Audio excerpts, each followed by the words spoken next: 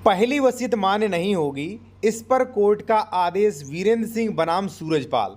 साथियों, अगर आपने वसीयत अपने पक्ष में करवाई है, किसी व्यक्ति ने करवा दी है और आपका केस चल रहा है, तो ये वीडियो, ये आदेश आपके लिए काफ़ी इंपॉर्टेंट हो सकता है। साथ में हम 2 पॉइंट में इसमें और जॉइंट करेंगे कि किन कंडीशन में वसीयत कैंसिल और हो सकती है, उसके बारे में, सेक्शंस के बारे में बताएंगे। और वसीयत रजिस्ट्री दान पत्र में आपको क्या करवाना चाहिए जिससे आपको भविष्य में कोई परेशानी ना हो।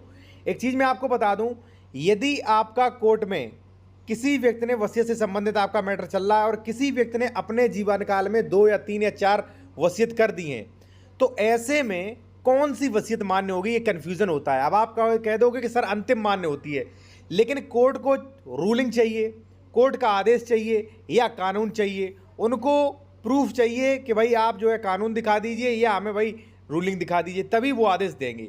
तो देखिए, वो ही इस आदेश में दिखाया गया है।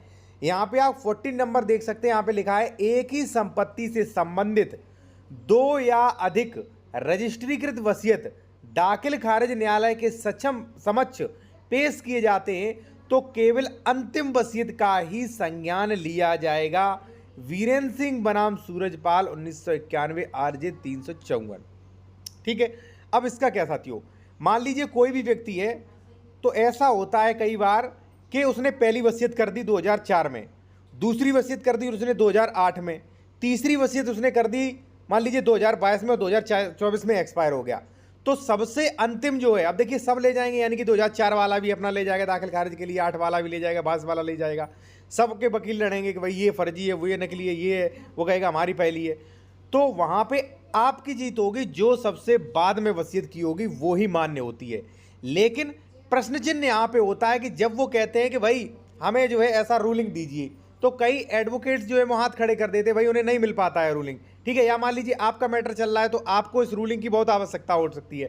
ठीक है ना, तो इसमें ये रूलिंग बिल्कुल सही आ रही है। वीरेंद्र सिंह बनाम सूरजपाल, यदि किसी एक ही संपत्ति की 2 से अधिक रजिस्ट्रीकृत है तो अंतिम वसीयत जो है वो मान्य होगी। ठीक है, तो ये आपके लिए काफ़ी जो है वो आ सकती है। आप चाहें तो इसकी पीडीएफ भी मेरे द्वारा ले सकते हैं। कॉन्टैक्ट नंबर आपको वीडियो के डिस्क्रिप्शन में मिल जाएगा।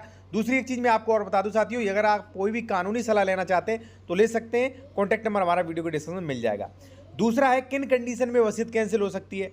तो साथियों, अगर धारा 107 में दिए गए टर्म एंड कंडीशंस को उल्लंघन किया गया तो वहाँ पे वसीयत शून्य हो सकती है।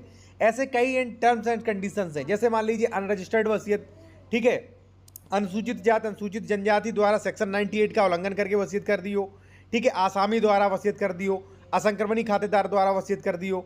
ठीक है ना, तो ऐसी कंडीशंस कुछ हैं, और भी कंडीशंस हैं जिनके द्वारा आपकी वसीयत कैंसिल हो सकती है। तो देखिए, अब अगर आप वसीयत करवाने जा रहे हैं तो इन्हें आप ध्यान में रखिए। ठीक है, सेक्शन 107 और भी जो वसीयत जो है कई बार न्यायालय जो है उसे शून्य घोषित कर देता है, कहता है कि भाई ये वसीयत जो है संदेहात्मक होती है। तो ऐसी टर्म एंड कंडीशन आप ध्यान रखिए, आपके एडवोकेट भी ध्यान रखें। और अगर मान ले आप किसी की वसीयत कैंसिल करवाना चाह रहे हैं तो नियम 107 की देख लीजिए कि उसमें किसी टर्म एंड कंडीशन का पालन ना हुआ तो आप कैंसिल भी करवा सकते हैं। ठीक है ना, तो थर्ड क्वेश्चन आता है कि वसीयत और रजिस्ट्री दान पत्र में क्या करवाना चाहिए। वैसे तो साथियों तीनों ही मजबूत है, क्योंकि तीनों अगर रजिस्ट्री होगी तो तीनों ही मजबूत होती है। ठीक है, कई लोग जो है वसीयत करवाते, ठीक है, कई लोग दान पत्र और रजिस्ट्री। दान पत्र में जो है वसीयत में सबसे ज़्यादा पैसा कम खर्च होता है,